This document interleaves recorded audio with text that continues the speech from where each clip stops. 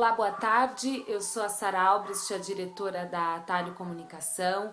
Nós estamos participando do Papo de Negócios porque nós realizamos uma pesquisa, nós realizamos um trabalho de cliente oculto durante a Copa das Confederações. E a dinâmica funcionou da seguinte maneira: nós simulávamos situações pelas quais os torcedores estrangeiros vão passar em 2014 aqui no Brasil durante a Copa do Mundo. Nós fizemos essas simulações em 4 cidades sedes da Copa das Confederações, e nós analisamos vários fatores, várias variáveis, principalmente na área de serviços, comércio e turismo e produção associada ao turismo. E hoje nós vamos responder a pergunta da Camila. A Camila, ela pergunta pela nossa pesquisa, né? Ela faz o seguinte questionamento: pela nossa pesquisa, qual foi a principal insatisfação, o principal fator de insatisfação que o turista estrangeiro encontrou aqui no Brasil durante a Copa das Confederações? Por incrível que pareça, Camila, isso pode até chamar a atenção de muita gente. O mais comum de se esperar é que o grande problema e a grande insatisfação do turista estrangeiro aqui no Brasil seja a falta de idiomas no atendimento, seja no setor de serviços, do comércio ou do turismo. Só que esse não foi o grande problema, né? Nós já sabemos que existe uma séria barreira de idiomas. A expectativa não é que essa barreira de idioma se solucione de um dia para o outro, e eu acredito que o turista estrangeiro que venha para cá, ele já conte com esse déficit muito grande em idiomas por parte dos serviços e dos produtos, enfim, de vários setores aqui no Brasil, dos empresários brasileiros, digamos, né? E essa barreira de idiomas, foi completamente compensada, na maioria dos casos, com a simpatia do brasileiro, com a vontade de atender, com a vontade de não perder o cliente em muitas situações. Então, nós fizemos esse trabalho, inclusive com o nosso gerente, que ele é estrangeiro, ele é o nosso gerente da nossa filial em Santiago do Chile, e foi uma opinião também bem objetiva, bem neutra, e a gente observou isso, que o idioma é sim um problema, mas ele não causa uma insatisfação muito grande, porque o brasileiro ele consegue em muitas ocasiões compensar essa falta de idiomas, né? Não estou dizendo que isso não seja um problema sério, obviamente isso é um problema sério a se trabalhar, mas se a gente tiver que nomear um grande problema, esse problema foi a falta de brasilidade em produtos e em serviços. O que é a brasilidade? A brasilidade é você incluir na sua oferta, seja em produtos, seja em serviços, uma boa dose da identidade e da característica brasileira, né? Um turista estrangeiro, quando ele vem para o Brasil, em tudo que ele comprar, em tudo que ele consumir, ele quer ter aquela certeza de que ele está passando por uma experiência autenticamente brasileira. Então, por exemplo, quando ele vai comprar uma peça de roupa, ele quer ter a certeza de que ele está levando uma coisa diferente, uma coisa que faça essa conexão com o Brasil. Então, ou quando ele estiver comendo uma comida, ele quer saber que aquela comida, que aquele queijo foi feito numa região específica do Brasil, ou que, enfim, que a banana que ele consome é uma banana variada, existem vários tipos de banana, que são coisas típicas do Brasil, enfim.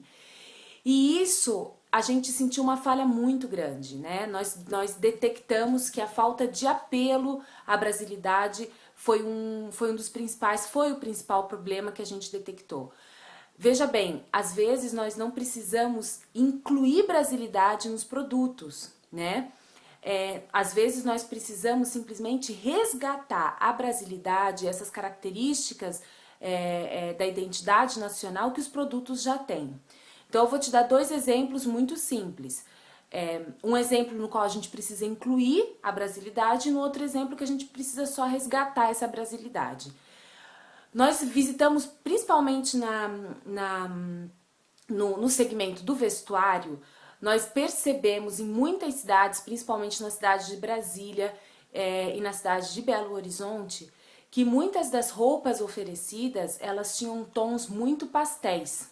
Eram tons muito escuros, tons pastéis, e a grande justificativa para isso era que nós estávamos no inverno e que essa segue a moda brasileira. Tudo bem, mas o que o empresário precisa entender é que no ano que vem os turistas estrangeiros eles vêm para cá no mês de junho, embora aqui no Brasil seja inverno, nos países europeus, por exemplo, vai ser verão, né? E muitos estrangeiros, quando eles vêm para cá, eles querem comprar as nossas cores, a nossa alegria, as nossas estampas, estampas que façam menção ou que façam alguma conexão com a nossa flora, com a nossa fauna. Então, é imprescindível a gente incluir, nesse caso, a brasilidade, por exemplo, no setor do vestuário ano que vem. Mesmo que aqui no Brasil seja inverno, nós precisamos pensar nos produtos que os turistas estrangeiros queiram levar de volta para sua terra e olhar aquela peça e falar, nossa, que isso tem tudo a ver com o Brasil, né? E esse é um exemplo clássico é um exemplo clássico de onde a gente pode incluir a brasilidade, né? Um outro exemplo é um exemplo que existe já a brasilidade, mas que não soube ser resgatado. Foram vários esses exemplos. Esses são os exemplos mais lamentáveis, porque a gente já nota que existe um potencial muito grande, só que não se sabe valorizar esse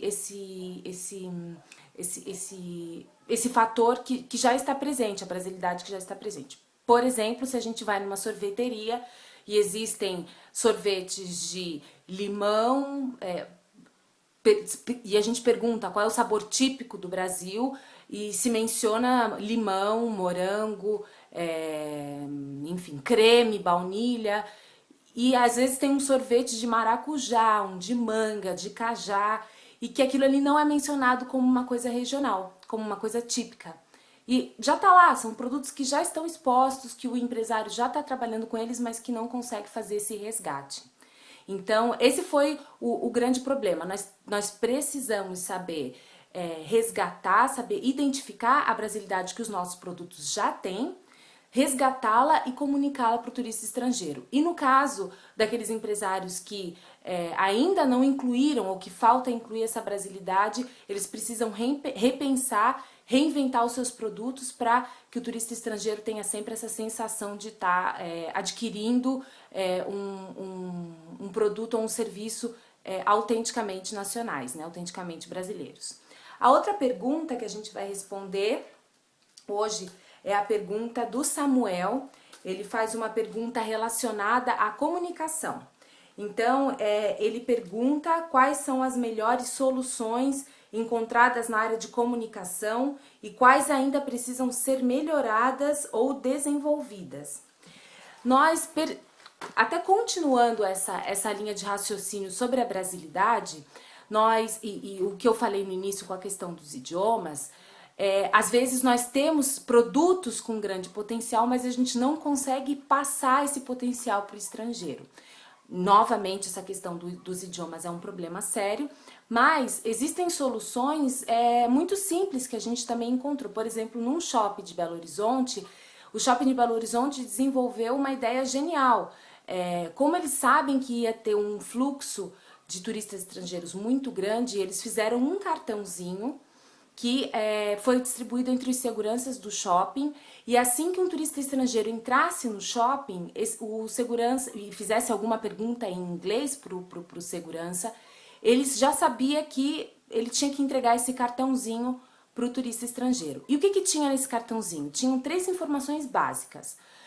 Onde ficavam os caixas eletrônicos, onde ficava a agência de turismo, a casa de câmbio. Né? São 3 informações básicas que tinha dentro desse cartãozinho. Então, a maioria, ou eles supõem que muitos dos estrangeiros que entram num shopping, entram e que procuram alguma ajuda, para saber onde é que fica um desses 3 lugares. Então, foi uma solução muito genial que a gente viu nessa parte da comunicação. E todas as outras os déficits que a gente encontrou foi nesse sentido. Que precisa fazer, são soluções de comunicação só para fazer ou solucionar essa barreira do idioma, né? Aí está o grande déficit da comunicação e o grande déficit da divulgação. Nós não estamos esperando que todos saibam falar idiomas, mas às vezes com pequenas mensagens escritas, você consegue também resolver boa parte desses problemas de idioma. Então, eu acho que quem for investir na parte da comunicação na Copa tem que pensar nesse sentido, em soluções rápidas, ferramentas acessíveis, baratas e que resolvam rapidamente pequenas situações como essa que eu acabei de citar. Tá? Muito obrigado e eu encontro vocês no próximo Papo de Negócios. Obrigado!